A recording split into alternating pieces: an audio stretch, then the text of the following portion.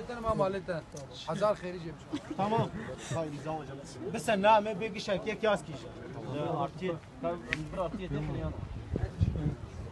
Bana bir set çıkıydı ne hocam? Çıkışı beyaz. Kalemi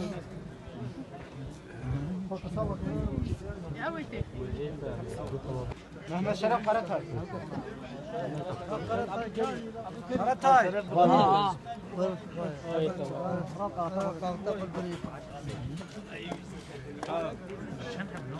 Altı. Bana ekene. Altıyı seçiyorum bile.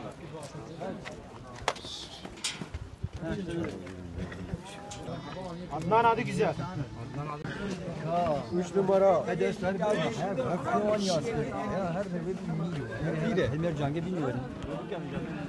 Nereye değil? Haydi. 4 numara.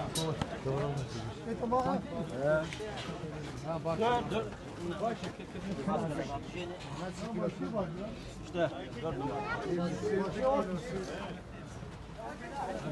دولت وای دواره میدان میں او در بعد نانی نباش ما اعتراض کرد وال ما بقران باي ما چي با فعلا حق باش هاتن مالا وانا با ام تشکر دکن خدا باشن نه خراب الحمد لله جراد çetirin yani rugor jaradını geleki başın memnun dibim devlete teşekkür dükün ma ek abi şey ma çekir mer jaradını yardımcıya teşekkür dükün o malavan ava Hayvanlar geçen sefer geldi almadık.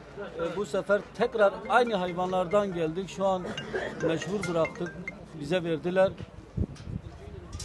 Hayvanları görüyorsunuz. Proje de değildir. Yerli hayvandır, ithal değildir. Bize simenter ya montafon ırkı gelmesi lazımdı. Bize bu yerli ırkını verdiler. Her biri 2-2,5 milyardır. Normalde devlet bize genç çiftçi olarak bize hayvan verdiler. Şu an gördüğünüz hayvanlar zaten görüyorsunuz yerlidir. Simenterle montafonla bir alakası yoktur. Bu devlet kurumları zaten görüyor. 30 milyara bunlar gider mi? Gitmez. Kim istersen yetkili bir kişi gelsin ben bunları 15 milyara veririm onlara.